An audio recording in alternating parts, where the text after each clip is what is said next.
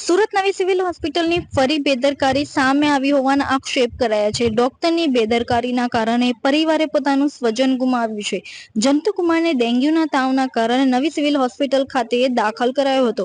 Kidney બિલ્ડિંગના 5મા માળે આવેલ A5માં જંતુકુમારની સારવાર ચાલી રહી હતી. જંતુકુમાર સારવાર દરમિયાન સાજો થઈ ગયો હતો અને તે ફરી રહ્યો હતો. રાત્રિએ 2 ઇન્જેક્શન આપતા દર્દી જંતુકુમારની હાલત લથડી હોવાના પરિવાર દ્વારા આક્ષેપ કરવામાં આવ્યા છે. તો મોઢામાંથી ફીણ નીકળતા ડોક્ટર સહિત પરિવારજનો ગભરાઈ ગયા હોવાનો પરિવારો દ્વારા ગંભીર આરોપ મુકાયો છે.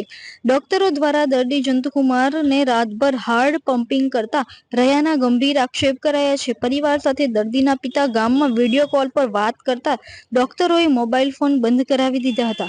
મૃતકના સ્વજનોએ આક્ષેપ સાથે કહ્યું છે કે રાત્રે બધું બરાબર હતું. હોસ્પિટલમાંથી અન્ય જગ્યાએ લઈ જવાની વાત કરવામાં આવી હતી, પરંતુ 2 ઇન્જેક્શન અને દવા અપાઈ હતી, જેથી તેની હાલત ખરાબ થઈ ગઈ હતી. બિહાર જઈ થોડા સમય અગાઉ જ જંતુકુમાર સુરત આવ્યો હતો. હજુ તો કામ પર લાગ્યો નહોતો. બિહારથી તે આવ્યો હતો અને તેનું મોત તબીબી બેદરકારીના કારણે થયું હોવાના પરિવાર દ્વારા આક્ષેપ કરવામાં આવ્યા છે. તો આવો આ સમગ્ર મામલે દર્દીનો પરિવાર શું કહે છે. जी, आपका नाम? मेरा नाम विनय कुमार है सर। विनय भाई, क्या घटना हुई है? कौन दाखिल था? क्या बीमारी? सर हमारे साला हैं और 2 दिन पहले बुखार का स्थिति था, उसको इस स्थिति में उसको सिविल में भर्ती किया गया। 2 दिन के बाद वो रिकवरी भी कर लिया। कल रात की बात है, 8 बजे तक वो फिट हो चुका था, वो चलने फिरना चालू कर दिया था बराबर। लेकिन सर उसी अंतराल में एक नर्स आई, उसको 2 इंजेक्शन लगाया। 2 इंजेक्शन लगाने की वजह से स्थिति खराब हो गई।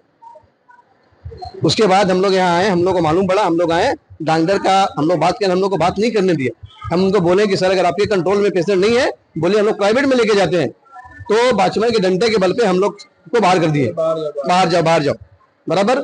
कैसे कैसे करके उनसे बात किए, डॉक्टर से बात भी करवाए, बात भी नहीं करवाए, बात भी नहीं करने दिए। बोलते पेशेंट बराबर हो जाएगा, बराबर हो जाएगा। रात में जितने भी थे सर वहाँ नर्स और पेशेंट जितने भी थे, डॉक्टर थे, सभी थे, कोई डॉक्टर नहीं था सर 20-22 वर्ष का छोकरा था, जो सीखते हैं वो था। रात के नाम पे पूछा भी, नाम भी बताया कि मैं यहाँ का जो मेन डॉक्टर है रातपाली का, उनका नाम क्या है, हमको धक्का मार के भगा दिए सर।